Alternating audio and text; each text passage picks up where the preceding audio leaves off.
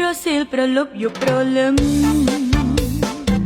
អូនគេងសង្ឃឹមចាំមើលផ្លូវមកហូបអាហាររៀបចំតុនៅស្រាប់តែបាត់ឆឹងគ្មានដំណឹងតើប្រលឹងនៅទីណា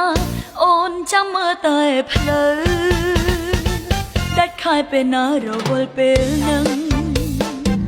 បងត្រេកត្រអានឹងស្រីស្រីដើរលេងវវីកំសាន្តចិត្ត